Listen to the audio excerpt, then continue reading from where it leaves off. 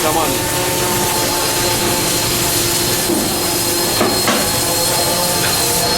So we have a neck and we have a body. Now we got to assemble the two together. This department is called neck fit. We start out with going to our supermarket, pulling out a neck that matches the body. We take the body and with a hard block, just a hard wooden block with sandpaper, we'll sand that surface and that surface absolutely flat. These are two surfaces that the neck will actually be touching. So we want to make sure that they're absolutely flat, that there's no bumps or anything else in them. We then check for our parameters. We have two parameters we must follow.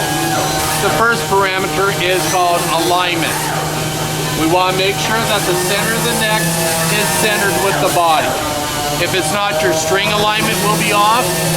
The placement of your bridge will not be centered. So we want to make sure that those two are centered. We do this by using a simple jig like this. Fits over the fretboard. And we look to see if the mark is with the seam of the top. If it's not, we'll remove the neck, and again, using our hard block, we'll sand either the treble side or the bass side of the dovetail. And that will actually swing the neck left or right, changing the alignment.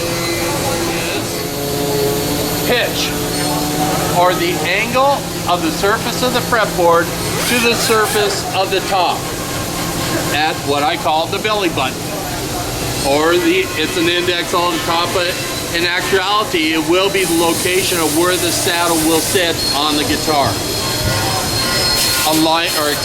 Pitch will determine how thick of a bridge you have and how tall of a saddle you'll have. So you don't want a very high pitch, or you're going to have a very thick bridge and a very tall saddle. You don't want a very low pitch, or the opposite will happen. In case of mahogany or rosewood guitars, they have to get filled. Mahogany and rosewood have open pores in their grain structure. If we were to spray lacquer on that naked wood, it would just soak in like a sponge. So we use an oil-based fill and we fill those pores. Just simply we slop it on and then wipe it off, and that fill will fill up those little pores, so when we spray lacquer on the guitar, it will stay on the surface of the wood. A lot of our bridges are started on the CNC machine, and then he will take them, inlay them, sand them down, put a radius on the back of the bridge so it conforms to the radius on the top, polishes them up, and keeps track of them. This is all lasered engraved. She will hand paint it, inlay the mother of pearl shells, and then we have a couple of individuals who will go ahead and hand engrave the mother of pearl shell. She does all our pick guards and apparently truss rod covers as well. From the simplest J45 pick guard that she cuts out of a piece of tortoiseshell, claw tortoiseshell plastic, to our more elaborate pick guards. She does all that. She will, as she's creating them, she'll go ahead and put a double stick adhesive on the back of them and create a supermarket for setup. When they're ready to put a pick guard on the guitar that they're actually setting up, they simply peel off the paper backing and slap it on the guitar. So on our more common ornate pick guards, we'll use a heat stamp press that actually prints the design into the plastic. In the plant, we have 3 master inspectors. Master inspectors are checkpoints along the path where the inspector will actually go through the guitar with a fine-tooth comb, looking at every little detail to make sure that the people before him have done their jobs right. Lisa is at this master inspection bench, and she will look for sanding swirls, maybe cracks that nobody seen before, color of fill. She'll check the specs to make sure that the guitar is within specifications for the model. She will reject approximately 30% of the guitars that cross her bench. Not for anything major usually. Usually a sanding swirl or something like that that can be repaired and shot back through pretty quickly.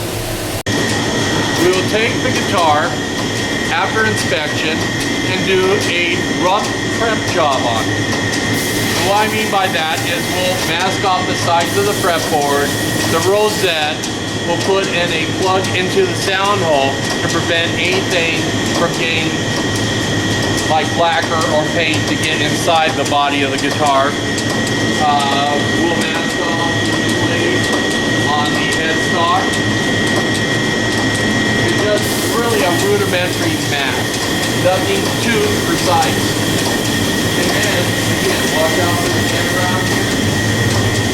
We'll give it to one of our color sprayers. This is Van Feldner, our senior color sprayer. Him along with Matt, who's a very talented color sprayer in his own right, will color our guitars by hand. They use no templates, they mix their own colors.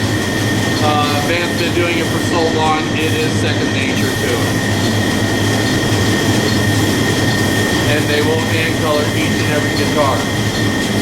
Van is known for his true vintage sunburst finish. He's the master of the vintage sunburst finish. It doesn't use a mask? No. Our system is set up where it's sucking the fumes and the spray away from Van.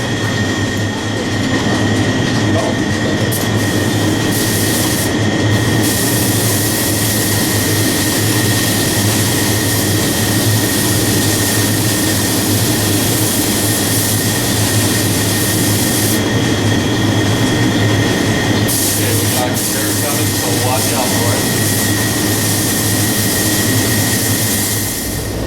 But as I mentioned before, we do a rough masking of the guitar. We don't do a precise masking. The reason for that is we cannot accomplish the quality level that we want with our guitar by masking. So we do a rough masking and we give it to these individuals, including Jory and everybody else, and they use whatever tool they feel comfortable with. Jonathan is actually using a special tool created by our machine shop. It takes a very steady hand and concentration in order to scrape it precisely. Once they have the entire guitar scraped, they will go ahead then and spray what we call an antique coat on the guitar. It's a light translucent yellow color that will spray over the entire guitar. It will make the lacquer that we place on top of that look more aged. As lacquer gets older, it gets more amber in color. This is Josh Jurek, but no, seriously, it takes weeks upon weeks of training to get very confident at scraping. Put on them before they get cold.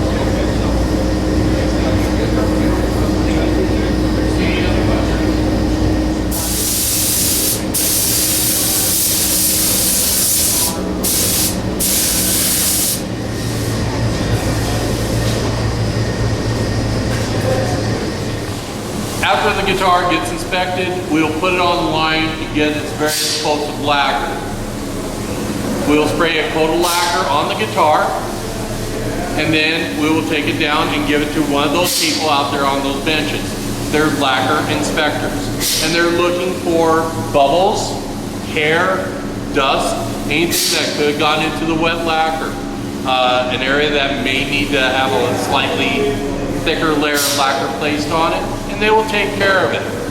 They'll put the guitar back on the line, it'll go through the line, it'll get sprayed with another coat of lacquer, it'll go back out there, they'll check it again, so on and so forth. We place 7 coats of lacquer on each and every guitar. After the 7th coat of lacquer, we'll take the guitar down and rough sand, level sand the lacquer finish. Using 220 grit sandpaper, we'll sand all the lacquer. That gives that lacquer layer some tooth. So we can go ahead and spray 3 micro coats of lacquer on top of that called flow coats. Because of that sanding process, it nearly eliminates any orange peel or drips or any flaw with the running of the lacquer. After the 3 micro coats of lacquer are placed on the guitar, we will then take the guitar down and put them in those racks I told you to kind of forget you saw them. It's called rest.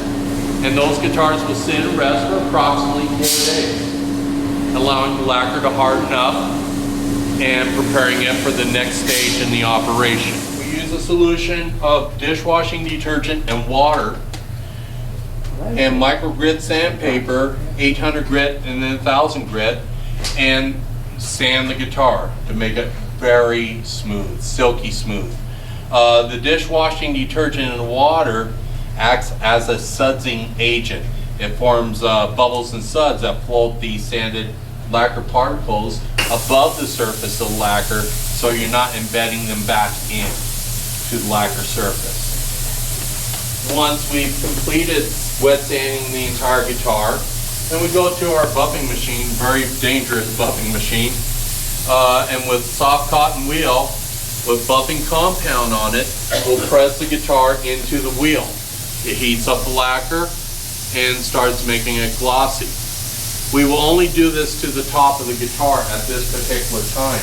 We'll start with a very abrasive buffing compound, going to a milder buffing compound, then finally a nice soft cotton wheel, and that gives us a high gloss shine. The reason why we're only doing this to the top of the guitar is because we got a lot of work to do and we don't want to scratch up our buffing job. But we have to buff the guitar, top of the guitar, so we can put a bridge on it.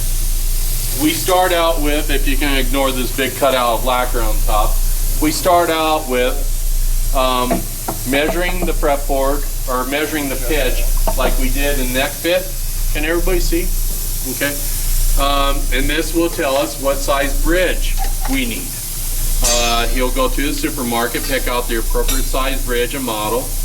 And then one thing I keep forgetting to mention while we're in neck fit is after everything's neck fitted, we'll put a jig on the fretboard and drill 2 holes in the top. Okay? It's a relatively new process that we do. Those 2 holes indicates where that saddle has to be on the top. Our bridges, just by chance, mind you, have 2 holes in them as well at the ends of the bridge slots, the bridge slot. So we'll take brass pins, as you see there, pin it onto the top according to those holes, and then a person such as John will take an X-Acto knife and trace around the bridge into the lacquer, cutting those 7+ layers of lacquer and trying very hard not to sever the grain of the top. Once he's achieved that, using an infrared heat lamp such as that, he'll heat up that spot of lacquer and it will make the lacquer pliable. He can take then a chisel, lift up a corner, and actually peel off that lacquer, leaving a perfectly bare spot of wood and the exact shape of his bridge. From there, it's just a matter of drilling a couple holes in the string slots for our bridge clamp fixtures created by our machine shop again, throwing some wood glue on the bridge and clamping it all together. That is why, gentlemen, if you have a dark colored guitar such as a vintage sunburst, a black guitar such as that, do not leave it outside in the sun. So when I was a repair tech and we had a repair shop here, every summer I'd get a flood of guitars in because lacquer would boil.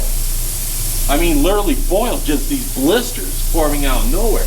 And it's because the heat will react to the lacquer. Lacquer has a very low boiling point. You can actually, using a heat lamp, I can make this entire top boil. The lacquer will actually boil on the surface of the guitar. So if you have a dark colored guitar, keep it away from putting on the tuners, making saddles for the bridges, slotting the nut, as you see him doing. He's installing tuners over there, stringing up the guitar, adjusting the truss rod, putting in the label inside the guitar, affixing the pick guard, making it all complete. The electronics too? How do you? Oh yes, yes. As a matter of fact, that's our electronics bench. You may recognize that. His job is to look over the final product and make sure that it's absolutely as perfect as we can get it. He will reject anywhere from 60 to 65% of the guitars that cross his bench. Again, we're not talking about very big problems. We're talking maybe a slight buzz, maybe the electronics are unbalanced, maybe there's a slight scratch where somebody nicked the rack as they're pulling the guitar off, perhaps. That has to be buffed out. You know, no problems like that. He has to catch it all. The reason why he is so picky is because he will be the last human to touch the guitar before either a consumer has the guitar in his hands or a guitar store owner has the guitar. And we want to make sure he catches stuff before they do.